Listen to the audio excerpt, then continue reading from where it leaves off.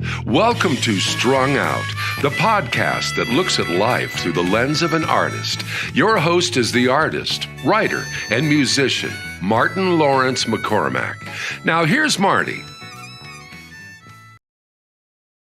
Hey, welcome. Glad to have you with us. And this is part two of an interview with Liz Carroll. And Liz Carroll is one of the figureheads in the Irish music traditional fiddling world. And been around for a long time now. That you now you're like you're kind of old. The elder. Old. I don't want to say old, but like you're the wise. I have been at it. The sage. The sage. Yeah. Yeah. So how many years now do you think that I've been playing? Yeah. Oh, I'm coming up on 60 years of playing. 60 Oh, years. wait a second, no. Maybe 59 years. 59 years. Yeah. Yeah. So maybe But just coming a year out from stage. I was 9. 60. Well, Yeah, but it is amazing. It's amazing. Yeah, it's crazy. Well, start in with something, and Liz was saying, how can you won't have enough for a second podcast? Oh yeah, here we go. So give it to me. Well, let me see. I always like this tune. I got a call one time from Mark Howard with the Trinity Irish Dancers, and he wanted a dashing tune for a dancer to come up from behind the curtain, and nice. then just speed onto the stage. And it was nice just hearing him say that. I think I was just sitting there and I started writing the first notes of this right away. So this is a tune called Sevens, which is the name of the first step of the reel.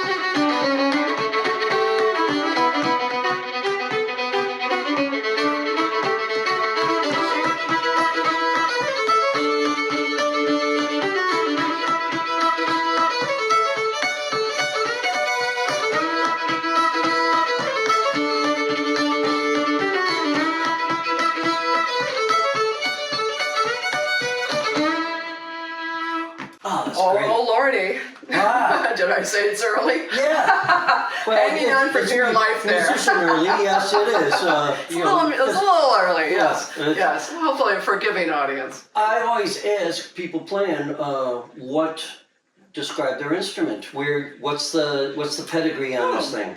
Well, this one is this is a fiddle that I got how many years ago now? But it's made by a fellow named Raymond Schreier, and he is from Canada, and I just love it. I've had a couple of fiddles before this, and I was playing one time at a session in Evanston, and a great guy there said to me, Liz, he says, "Are you trying to be quiet?" I said, "I can't hear you at all."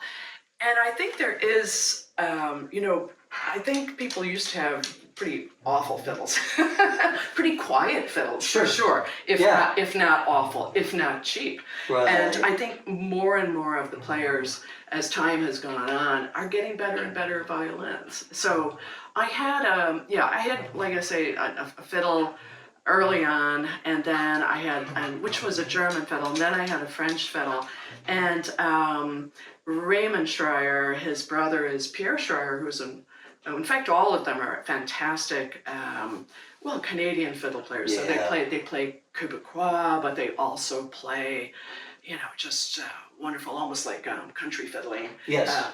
Like Texas style fiddling. They can do it all. And but the fella that was at the session said, the Violin Society is coming to Chicago for a show downtown. He says, come down and see some of the fiddles. And I went down to see some fiddles. And I did want to meet Raymond Shire, but he did not have any fiddles with him. He just had violas and cellos. So I took a fiddle from another maker just to try it. And I wasn't crazy about it. I sent that one back. And again, so out of the blue, I'm spacing out on the lovely man from Evanston. I have to think of it. I'll add it to the story. There was a fellow. Yeah, there was a lovely fellow. Not Guitar Works or whatever. No, it wasn't. Okay. It wasn't a shop. It was. Okay. What is his name? Oh, Bob Welland. Mm-hmm. So do you know who Bob Welland was? I've heard the name. He was a professor, at Northwestern. Okay. So he lived right up by Northwestern.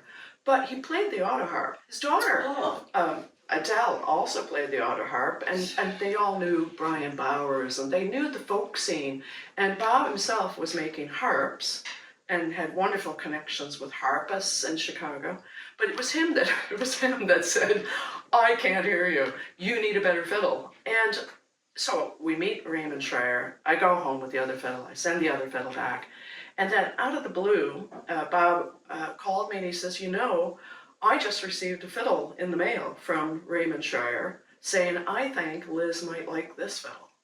So I jump in the car and I remember thinking to myself, I hope it's pretty. Some things don't change. Oh, that's so funny. I said, it might sound good, but I hope it's pretty too. And it was pretty.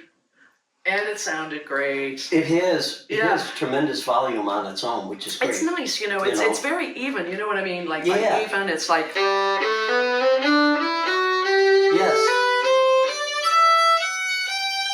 So sometimes you can go across those strings and one might sound really brash and the other one might sound quiet. Sure. They're very even. Yeah. And so I think he just made a beautiful fiddle, and he makes beautiful fiddles. So hats off to the Canadians. They seem to have their act together with I music. like them too. And their own kind of style of Celtic music. Right? Absolutely. I mean, it's a weird amalgam, like you said, Quebecois.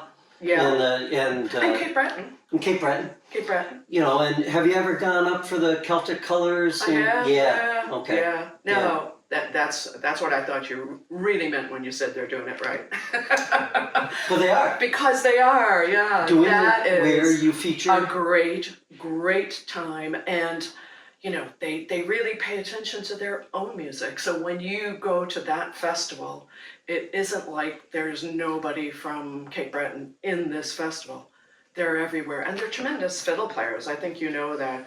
Tremendous guitar players. Formidable. Amazing, their own style of piano playing, and dancing. And dancing. I mean, it's all it's kind of like when you're talking to the previous podcast, how Celtic is probably an okay term to use because it's not exactly Irish what they're doing. It's evolved into something. Yes. And so you can say, well, that's Canadian style. Yes. Of sean-nós dancing or whatever. Right. And, then you can look at it and say, yeah, cool. Yeah. And people up there too, can have those Irish connections. There are some living on Cape Breton who their real sources were people who were immigrants from Ireland. As opposed to Scotland, Yeah. Yeah. No, so, it's you find that. It's definitely that direct lineage, and for a while, Gaelic was the second most spoken language. Yeah. In Canada, so the Canadians, they still have it. Damn it, Canadians. Yeah. And oh no, we're all good with you. We love you, but they are also very good at being luthiers. In fact, John Langford. Yeah. Is playing a Canadian guitar, so this is the second Canadian instrument in a row that's graced this house. I want to ask you about your song, your writing melodies. First of all, do you ever write lyrics to your stuff? No. I can only say this. Like, I meet musicians all the time, and they can vary tunes, but they can't make a tune. Mm-hmm. And because I can make a tune, I kind of go, how can that be? But it is very, very true that I can't even begin to write a lyric. Isn't that weird? That is a little weird because, Yeah. I mean... I've never, I don't even know that I've sat down with a piece of paper and decided to write something that rhymed. I don't think I've written a poem. You're, unless I was forced to we will in third have to have you grade. come to the Switchback songwriting camp. Is it a different skill? Is it like...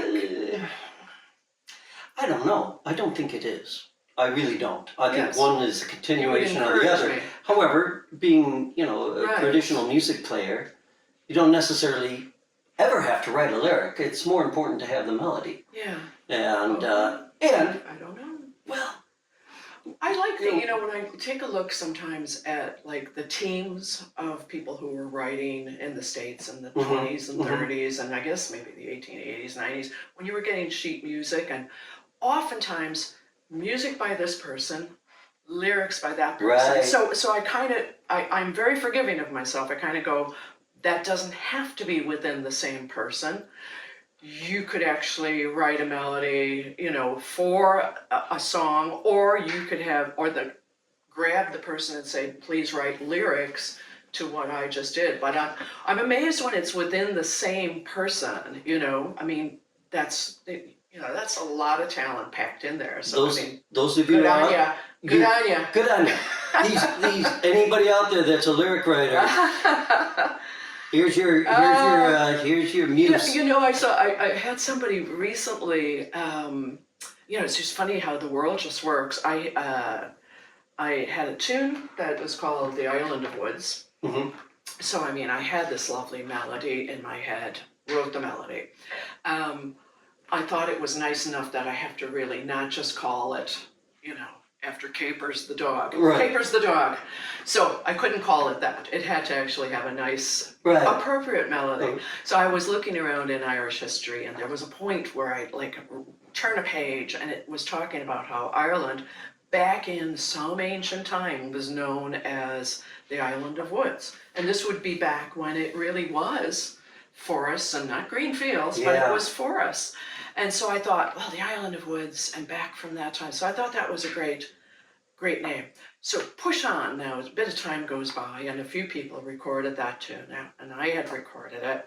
And then there was a fella that was in Minneapolis, or was it St. Paul? And next thing, he really liked that melody. He wrote a lyric to it.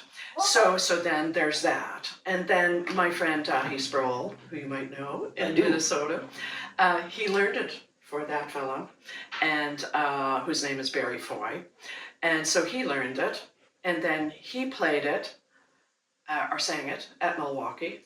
And then a group was out from Donegal, and they liked the song, and taught it at a workshop like in the Hebrides, where a girl who's playing fiddle from Germany, who also sings, decides to record it, her and an English accordion player. So it's just like, what just happened? Yeah, so well, it just traveled this little way. And it's funny because the fella in Minneapolis wanted to say, well, I wonder now, in case somebody records it, should we get rights to this? Should I get rights to it? And it was confusing because, it's down as the Island of Woods. My own company was like, well, it's fine if there's a song, that's wonderful, but he can't call it the Island of Woods. And I was like, well, that's not going to work because that is the punchline of the song.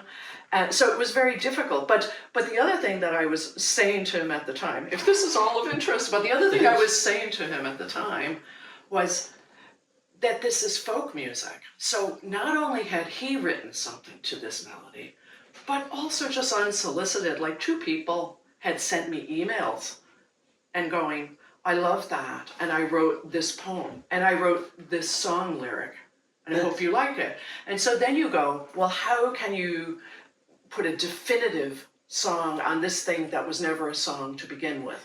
Well, you can't, I guess, right? You can. I'm interested in your answer to this now. You could copyright, of course, your melody, but that is the best example of folk music I've heard in a long time, where you just send something out, and yeah, most folk musicians kind of, their secret wish is that somebody will take that and say, hey, I just put, lyrics to it and you see it all the time. I mean, I saw You want that that to happen. Eminem's new album, right? yeah. And he has a song on there called Houdini, and he grabbed an old melody to to rap on top of it. I want to say, I think it was That sounds like I know about rap, but like Stuart Just heard about Rosenberg. it. I think it was Stuart Rosenberg who said, like, we would play something, but we would play it all deliberately different, a little bit off, because the truth of folk music is that it's supposed to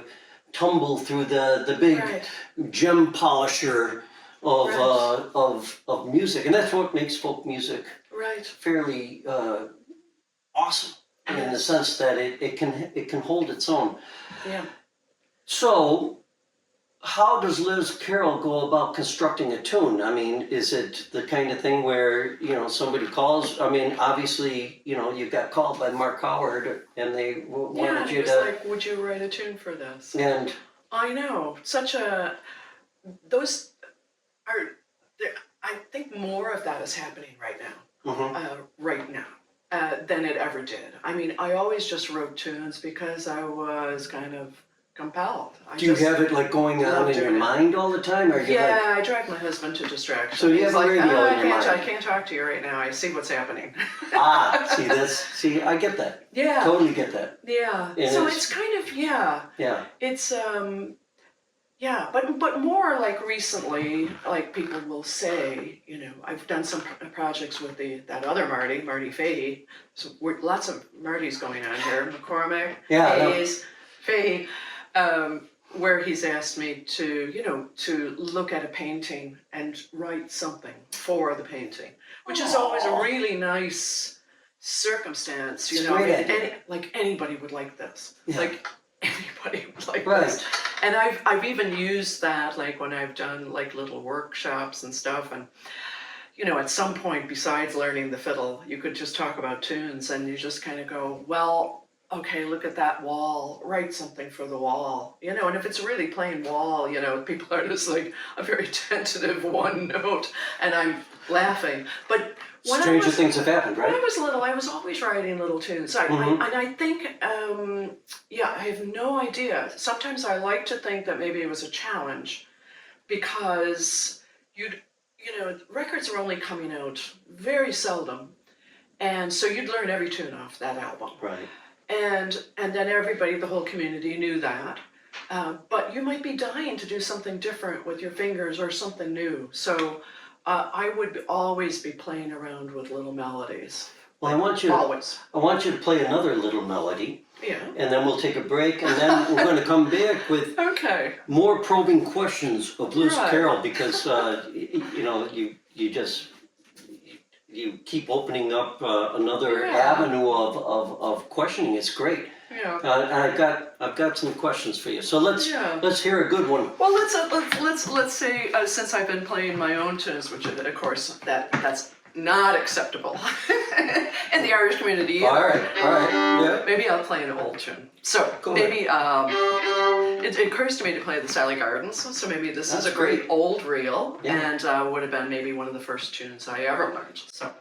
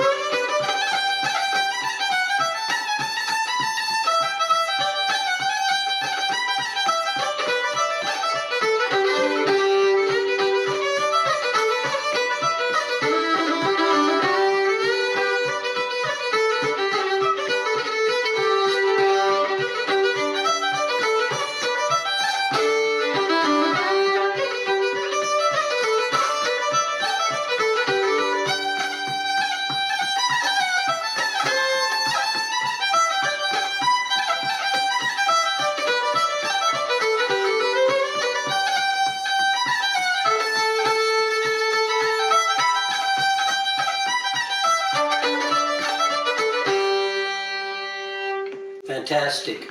We're on Strung Out with Liz Carroll, and we'll be back after this short little break. Alexa, play Relevant Elephant by Martin McCormack. Here's Relevant Elephant by Martin Laurence McCormack on Amazon Music.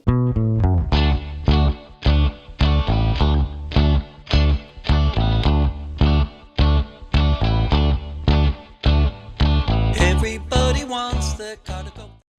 We'll keep this in. Liz is also a wonderful. Do you have a pet at home? I do not right now. We used to have a dog years ago. We've had cats and not right now. Husband is not a musician?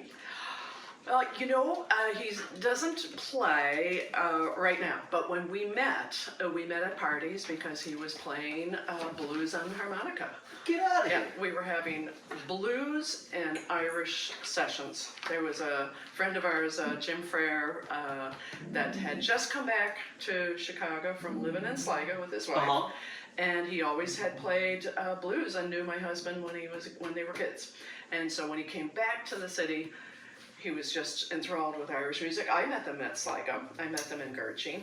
And Nice. And these people that were going to be moving back to Chicago, and they said, "Can we look you up?" And I said, "Absolutely." So then I met my husband there. So yeah. Wow. Yeah. Love through music. That's awesome. And then how many kids do you have? We have two. And how old are they now? Well, they're getting up there. They probably don't want me to mention it, but Patrick's 37. Edison is 36, just 36. And are married, kids, grandkids, nothing like that? No, nothing right now. No. And are they musical? I always think they're very musical, but they're not following that path. Okay. Yeah, they're not doing it. My daughter Allison is out in San Francisco now, finishing up the 4th year, like an internship for audiology. Does that count? Yeah. She likes the tin whistle. She likes playing the piano. Okay.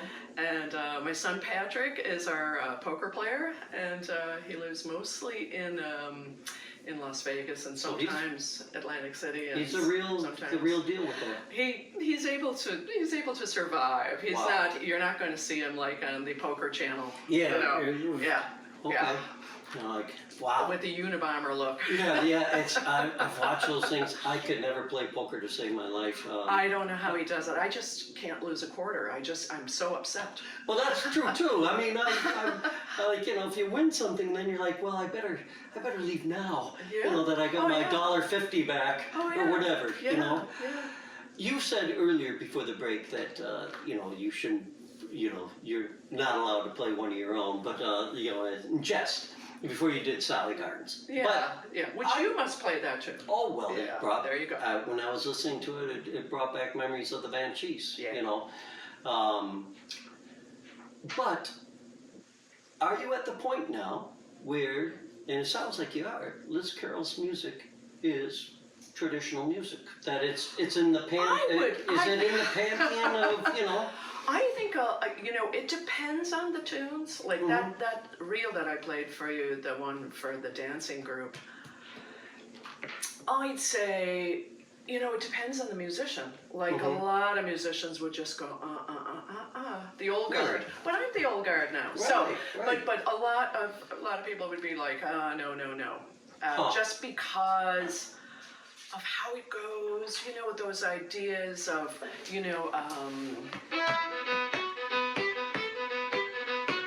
because that's really coming out of an American tradition. It made sense for me within this tune. I wasn't really trying to be in another tradition. It was in fact that the dancers were going to be doing this with their feet. Down, bump, bump, bump, bump, bump, bump, bump. So it came out of that. But I have tunes that I know that people will play at sessions, and they think it's a trad tune, as in it's old, nobody knows who made it, kind of thing. If you're writing though for dance, I mean, let's face it, Irish step dancing has changed. Oh, yeah. From when I was with the McNamara dancers, and I had my one white shirt and my one tie and, Your cummerbund. Everybody had to have a cummerbund.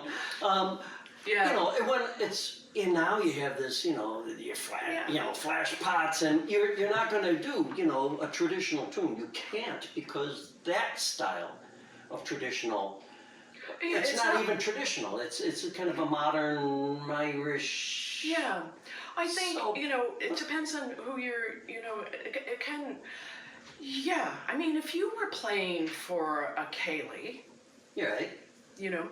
and you took a tune like that, the tune I just played, Mhm. that trad tune, but if you were sitting, like if you were sitting in a session and it was just a bunch of you, I mean, that tune can roar, it can be,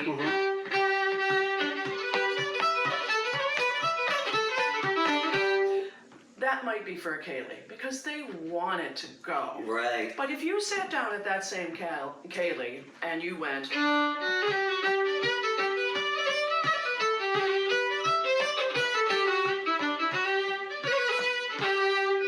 nobody would want to dance to that. Nobody And would. that's what a lot of people would call traditional. Right. Because it is purely about the musicalness of the notes. And you're purely just doing that. But, having been around, like we say, and we're saying for so long, everything is allowed because, number one, youth doesn't want to go slow. Right. Youth wants to roar.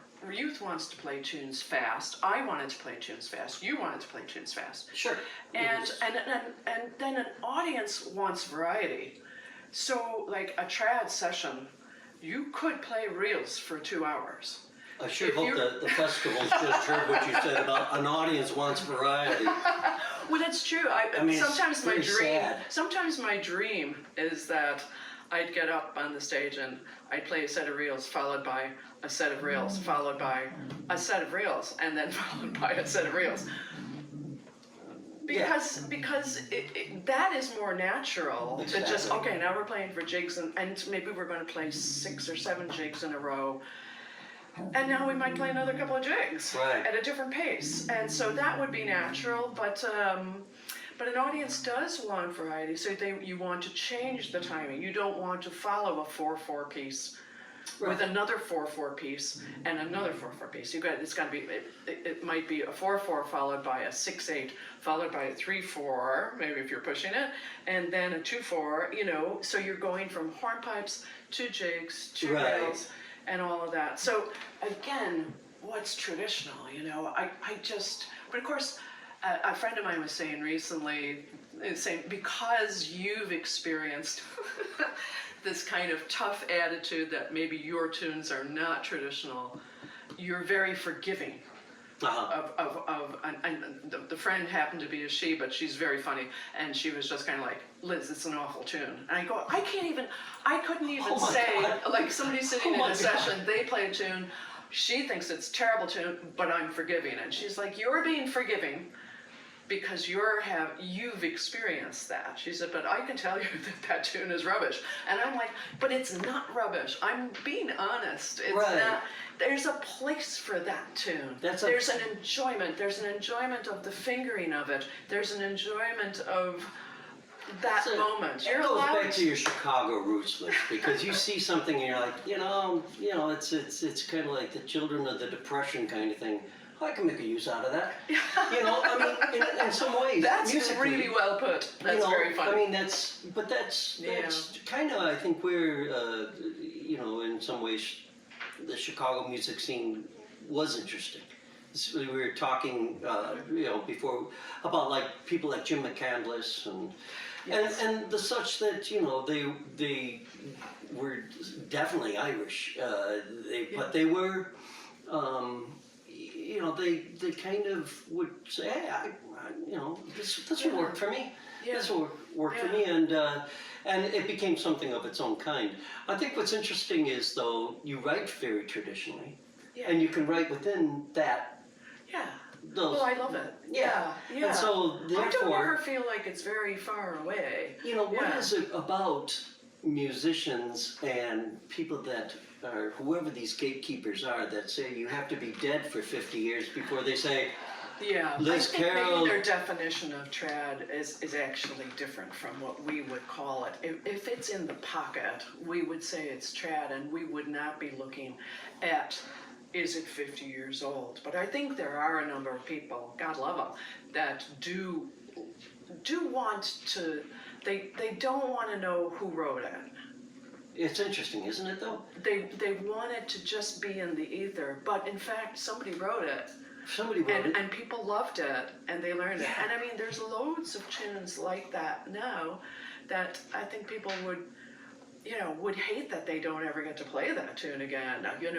There's tunes that have come into the tradition that we love them. Come on.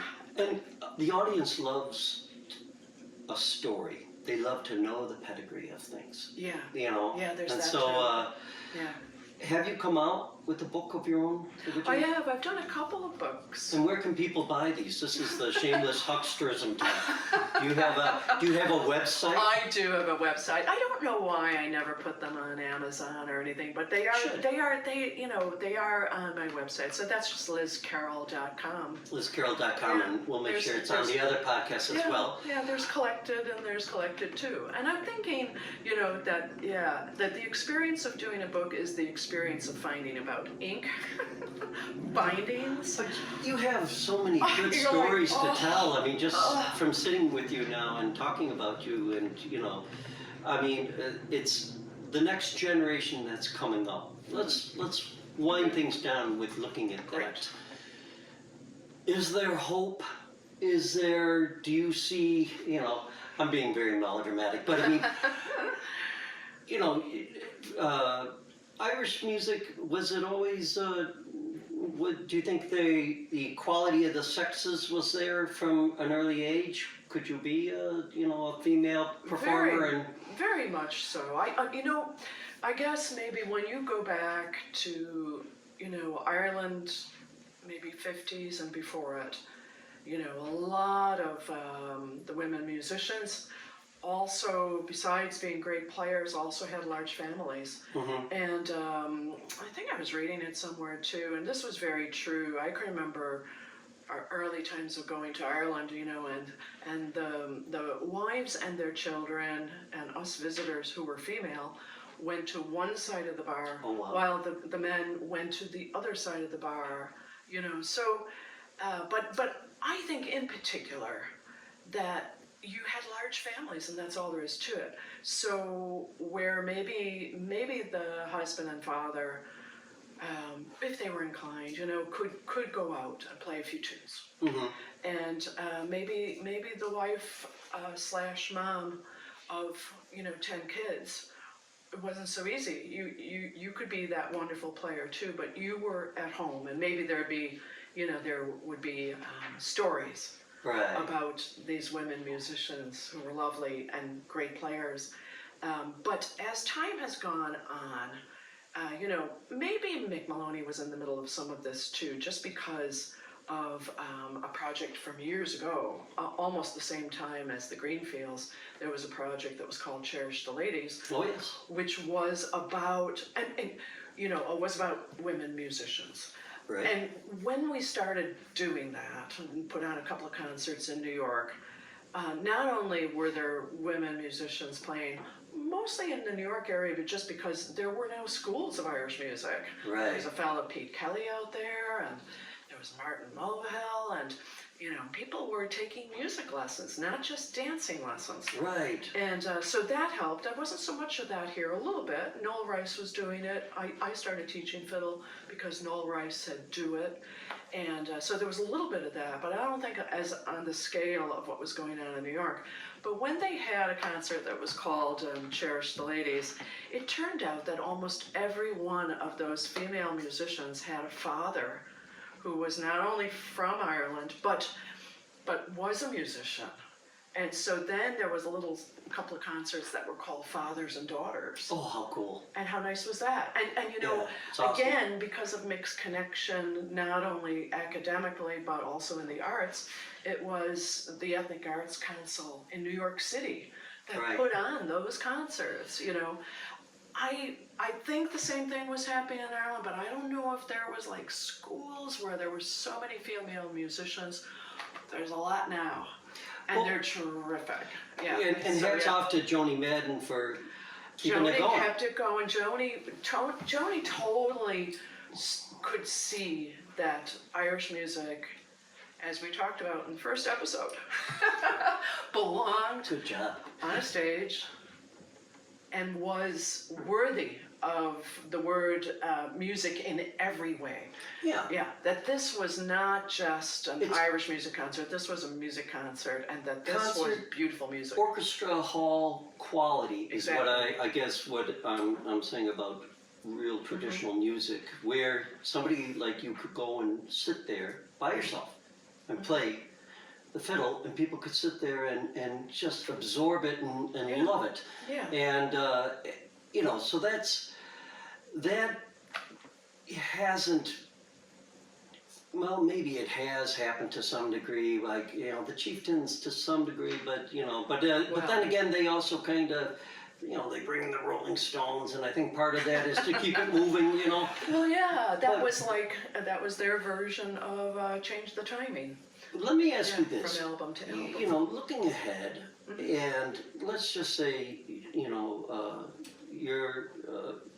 you have, what advice would you give now, looking back on your success? And what advice would you give to somebody that's aspiring to learn to play traditional Irish music? Yeah, I think just be open probably to your own abilities. That it might not be ready for the left turns. It may not be that you're going to be the solo person. It might be that you're going to be in a band. It might not be that it's going to be all Irish music. It might be a mix of Irish and Breton music. Just be open to what be able to follow along the road. But I really do think that there is, and it's not anything I did, but there is a living to be made doing music. And the biggest shame would be that, if you're spending 8 hours doing something that isn't the best thing that you do. If music is really what you do best. Sometimes I look and I can appreciate that, it's a good idea to have a job. Yeah. Because when you talk about There are success, those Paul, days. there's a certain kind of success that's not there for the Irish woman fiddle player who's sitting in the room.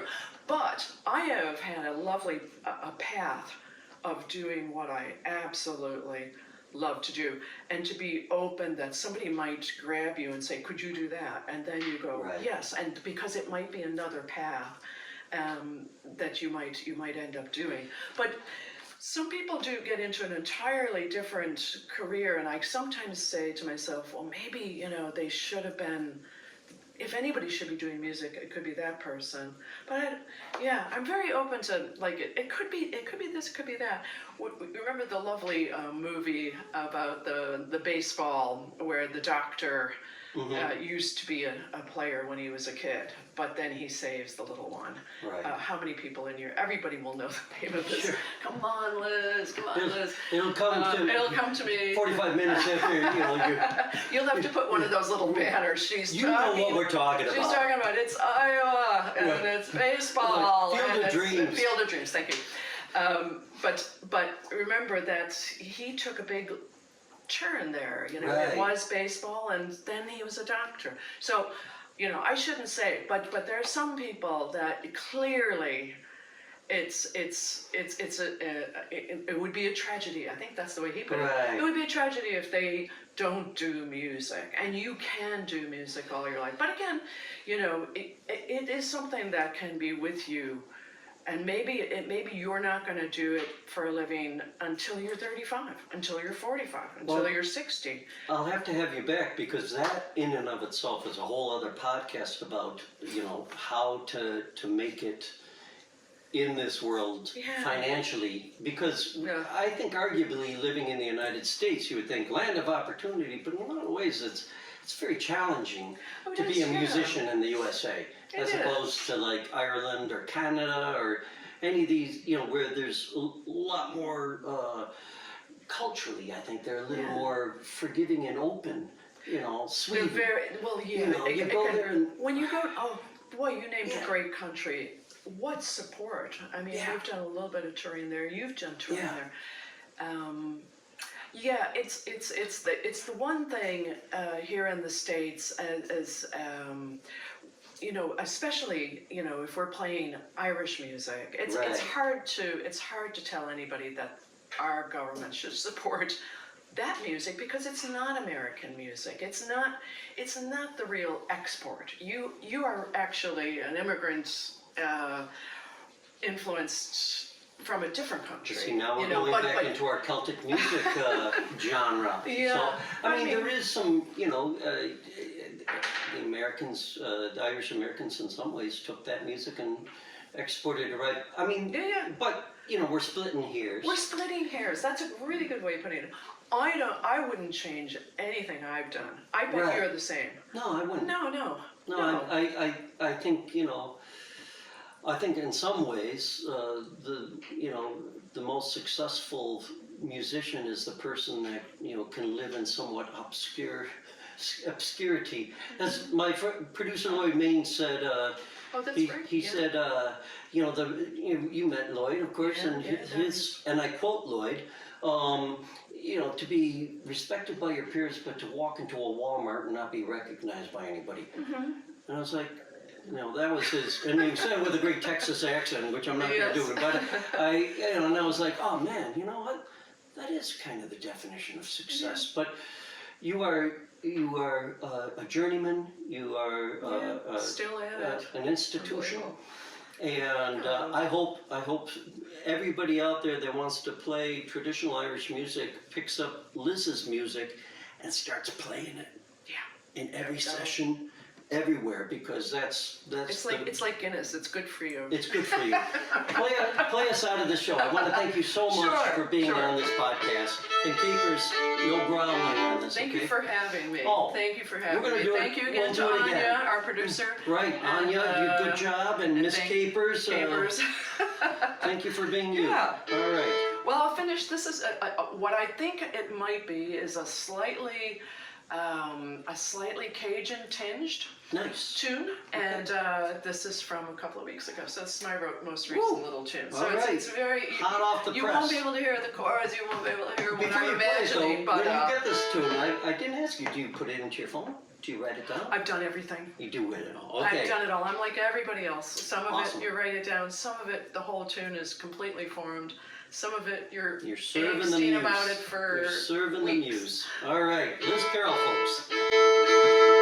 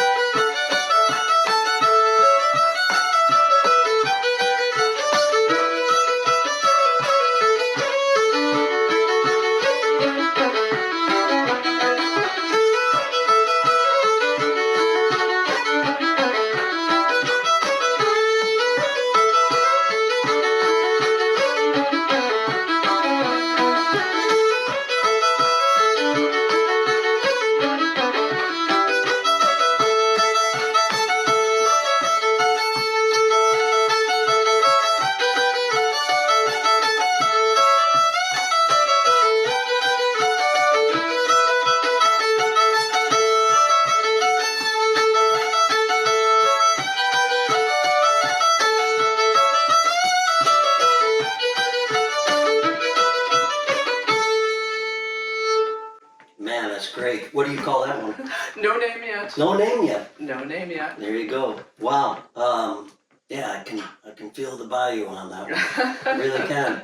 It just reminds me of like Terrence Simeon and some of those guys. Oh, wow.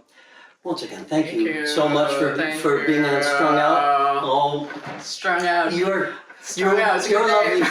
And thank you guys Thank for hanging in here and listening. And we'll have, I always say this with everybody, what I really want you to come back so we can talk all things Irish. And yeah, you better I'd love to do it you better again, get that sure. book out. Liz, You got it. So we'll see you guys soon.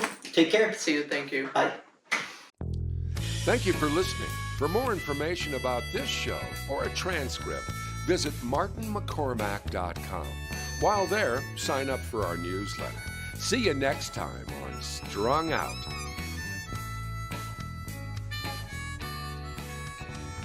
It's all so wrong, this pain we feel makes no sense at all. A swan song wasn't part of the deal, was no curtain call.